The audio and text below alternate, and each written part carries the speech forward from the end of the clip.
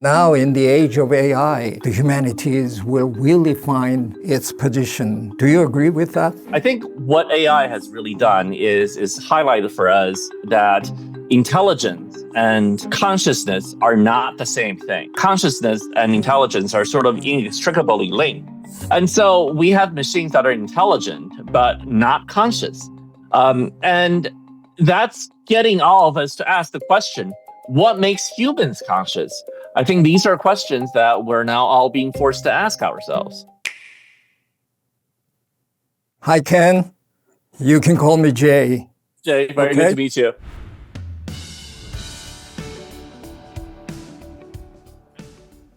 I heard you went to Harvard as a class of 1994, right? 1998 for me, actually. Oh, 1998. I see. I've got my PhD in evolutionary biology in 1990, and I taught there until 1992. And I guess we barely missed each other.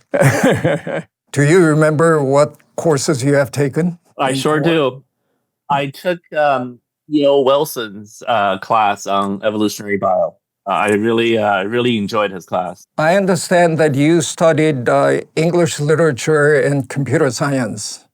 That's correct. Wow, what a combination. I've always enjoyed playing with symbols, I guess I would say that. Using symbols to build something that would do useful work, like in programming, or arranging symbols to make something beautiful, like poetry. I always thought of them as very similar tasks. You know, now that we are living in the age of large language models, one of the most interesting ways to think about large language models is that they are kind of a combination of computer software, but also just human language. It's a way of rethinking and recontextualizing this technology through the rules of the humanities. It turns out that meaning isn't inherent, but it's in the relationship of these symbols towards each other in latent space. So I just find it very beautiful that, you know, my interest in programming and in language has sort of unified themselves in the modern age. In this country,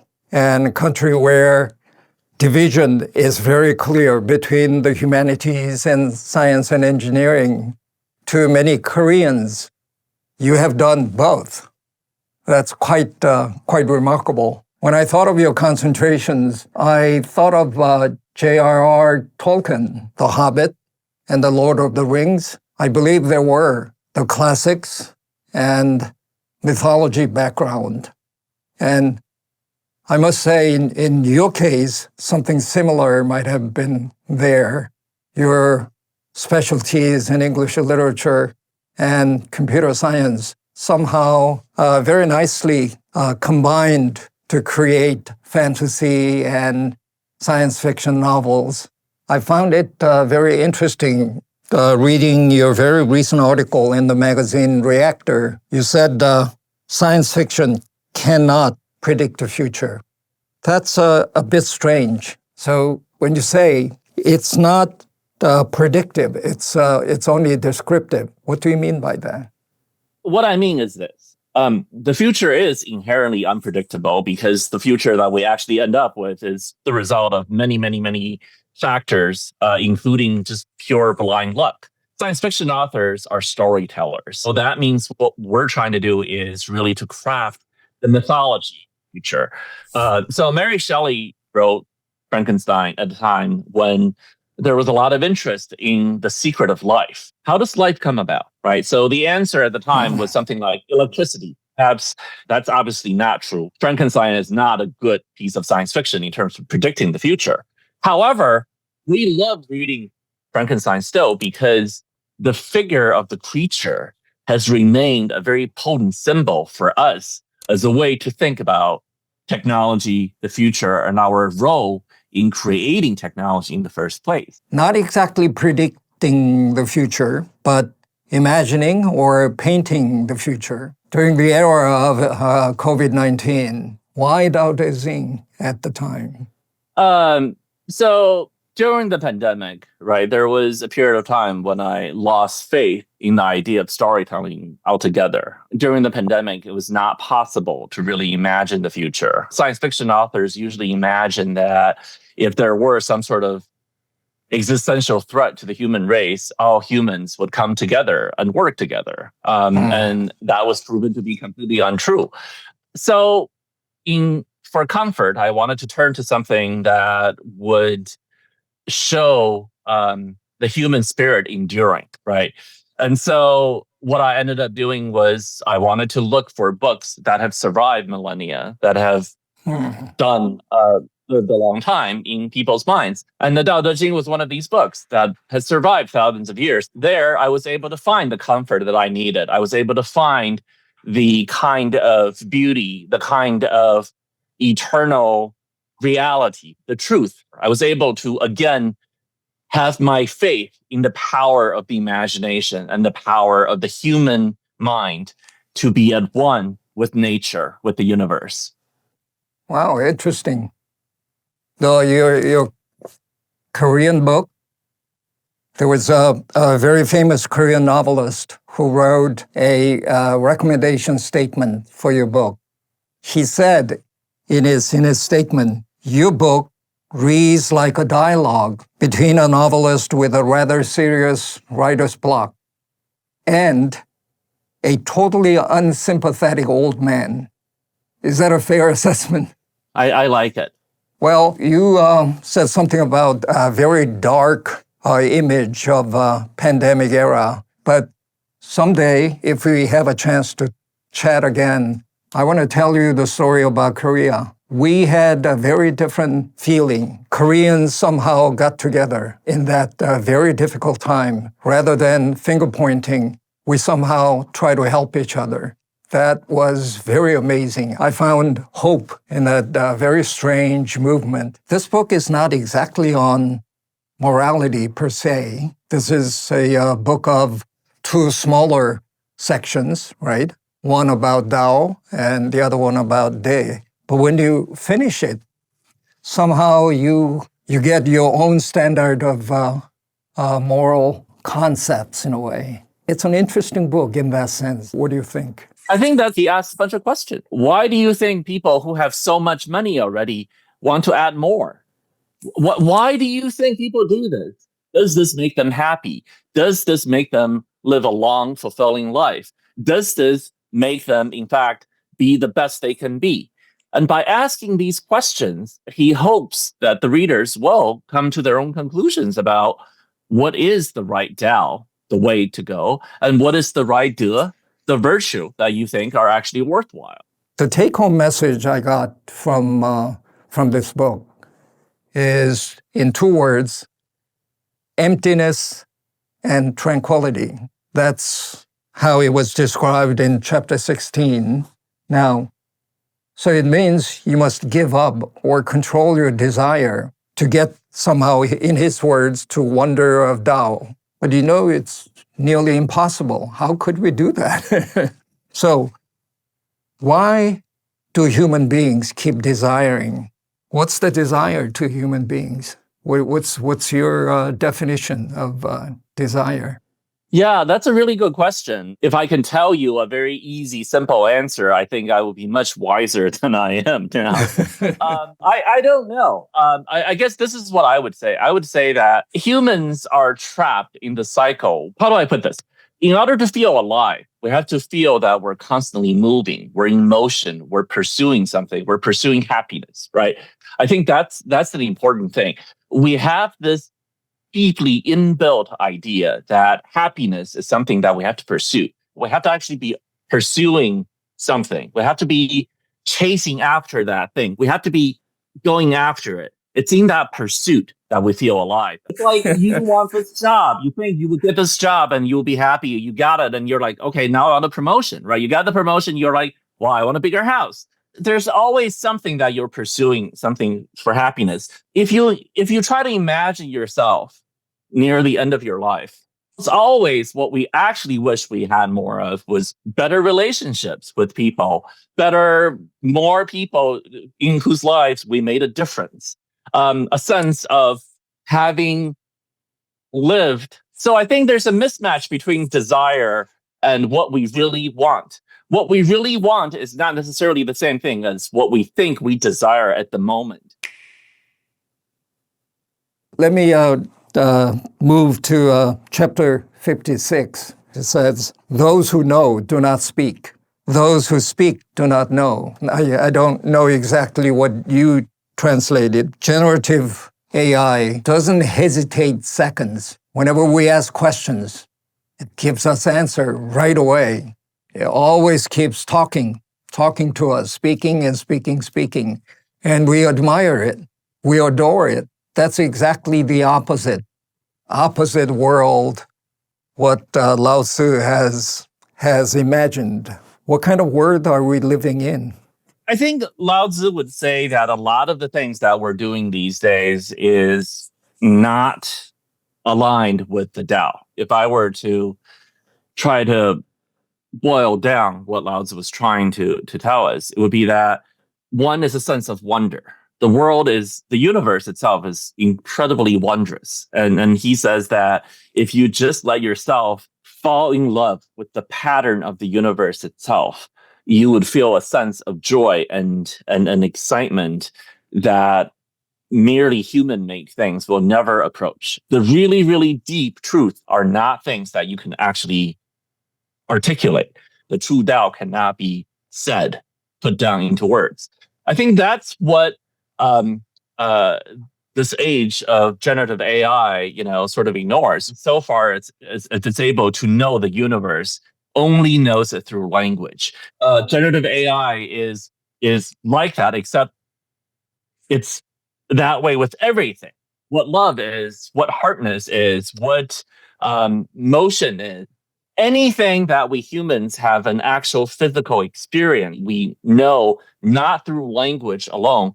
It knows only through language. For some reason, I find it the humanities, and more specifically philosophy, gets very sudden attention these days. In Korea, the trend is very dramatic.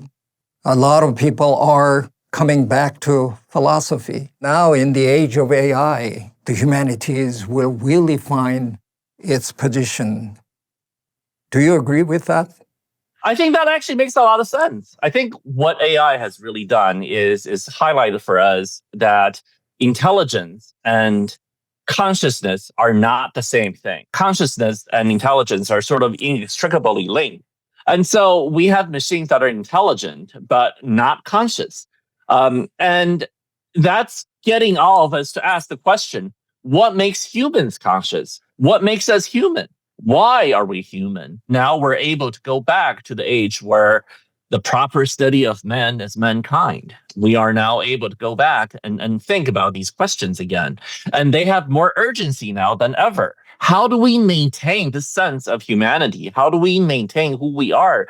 How do we actually remain relevant or alive, if you will, in this age of thinking machines? I think these are questions that we're now all being forced to ask ourselves. You mentioned you somehow divided intelligence from consciousness. There's a difference between intelligence and intellect. I guess the way I divided the picture is intelligence versus intellect. In my opinion, AI will never become intellectual.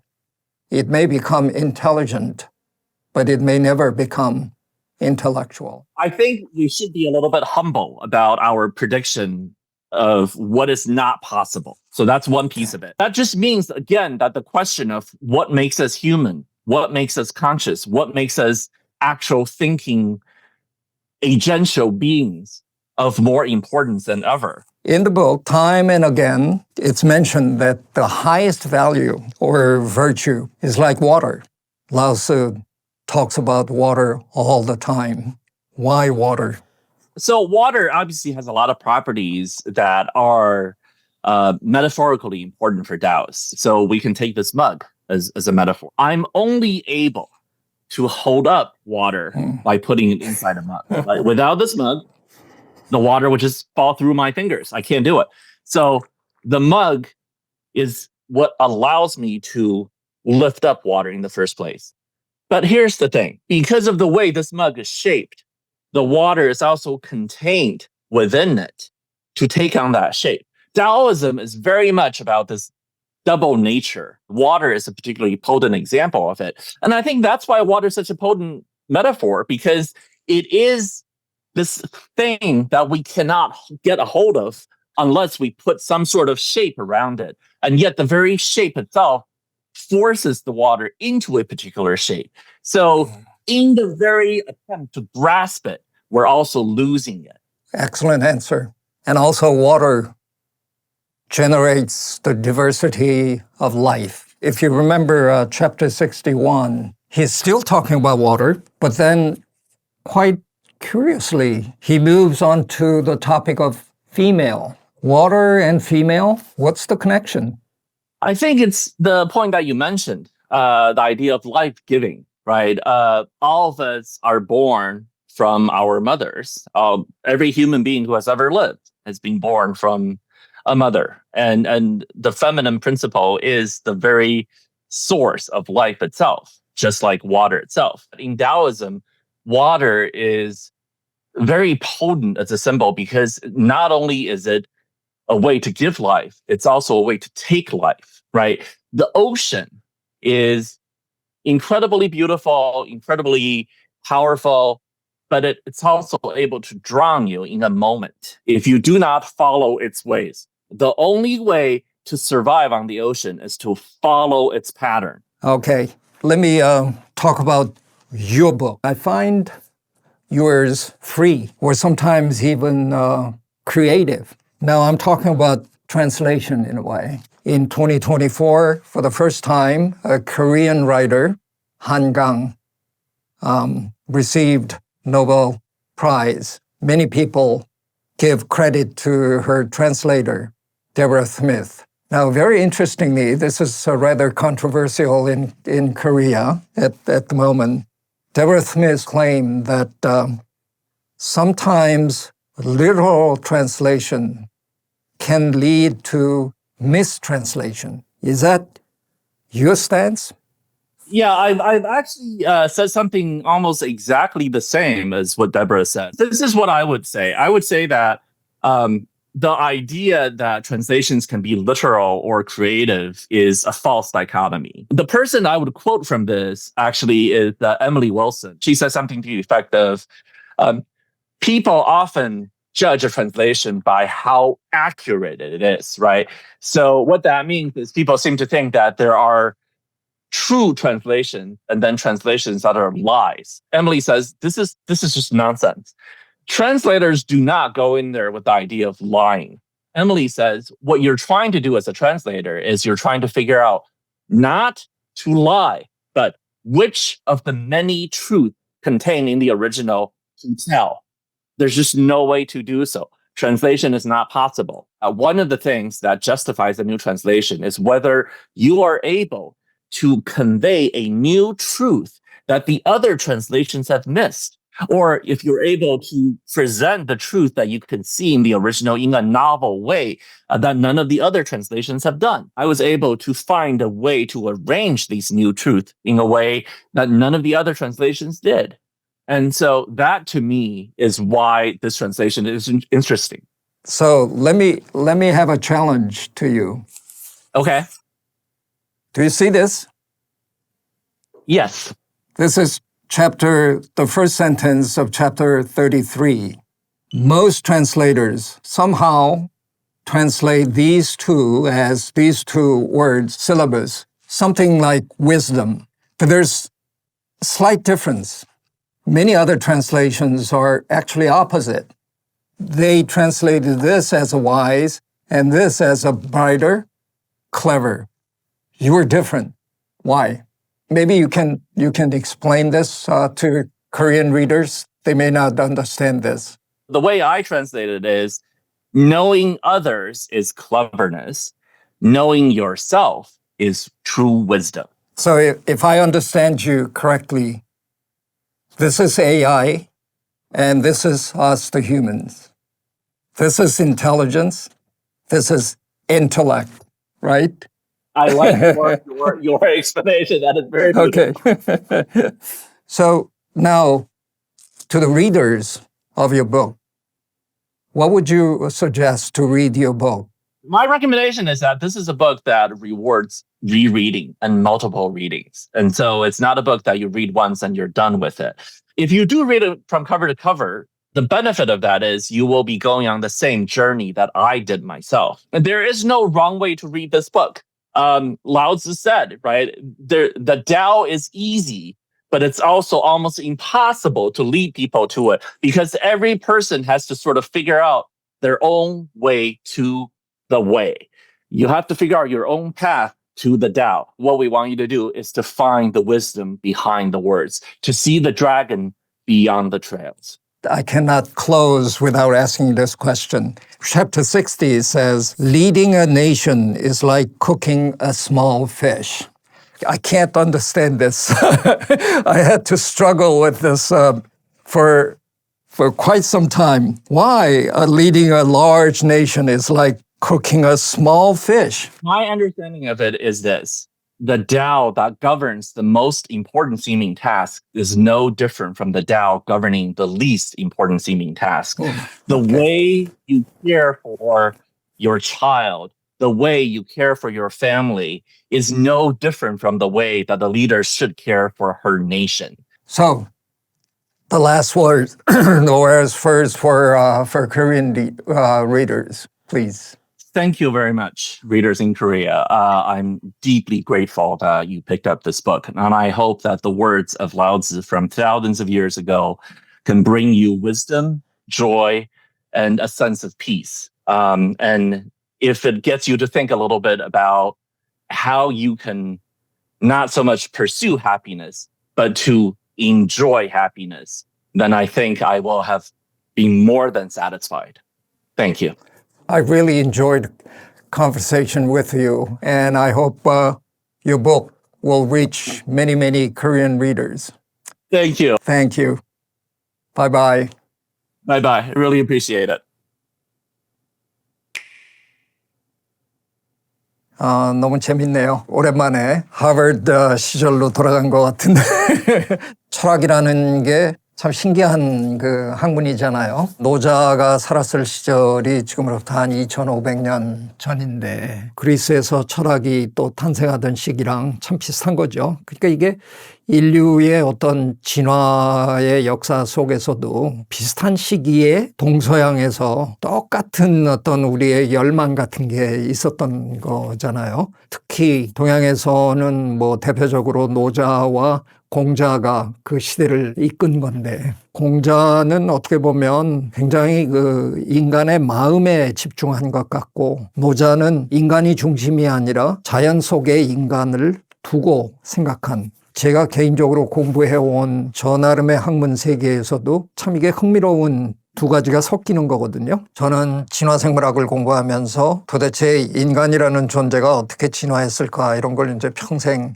연구했는데 결국은 인간의 본성을 연구하는 그런 일을 제가 굉장히 많이 한 거지만 또 다른 저의 학문적 배경에는 자연의 생물 다양성을 연구하는 그래서 끊임없이 자연을 관찰하고 그 자연 속에서 인간이 중심이 아니라 인간도 그 많은 다양성 중에 하나일 뿐이라는 겸허한 생각을 아니할 수 없는 그런 학문적 배경을 갖고 있는데 공자와 노자를 생각하면 그런 것들이 참 흥미롭게 서로 부딪히면서 또 이렇게 결합하면서 그런 것 같아요. 오늘 켄리우의 설명을 들어보시면 노자는 답을 가르쳐 주려고 그렇게 애쓰지 않으셨다는 거잖아요. 질문을 자꾸 하셨다는 거예요. 그래서 스스로 답을 찾아가게끔 만드는. 그래서 저는 이번 기회에 우리 많은 독자들이 이 책을 읽어봤으면 하는 생각이 듭니다. 도덕경은 누가 번역하느냐, 누가 해설을 다느냐에 따라서 천지 차이입니다. 어떻게 읽던 그냥 여러분의 책입니다. 도덕경은 답이 없습니다. 정말 편안하게 내 상황에서 내 마음대로 해석해보고 그게 끝에 가서 책을 덮을 때 뭔가 가지런하게 내 마음속에 뭔가 하나가 이렇게 만들어지면 저는 그걸로 충분하다고 생각합니다. 뭐 굳이 이걸로 우리가 나중에 뭐 입시시험 볼 것도 아니고요. 편안한 마음으로 읽으시면서 왜 나는 이렇게 살아왔던가? 나는 어떻게 살아갈까? 나 나름대로의 가지런한 어떤 정리가 된다. 그러면 그걸로 충분하다고 생각합니다. 여러분 나름의 정답을 찾아가시면 될 것 같습니다. 저는 읽으면서 즐거웠습니다. 여러분도 이 책 읽으면서 즐거움을 만끽하시기 바랍니다. 네, 고맙습니다.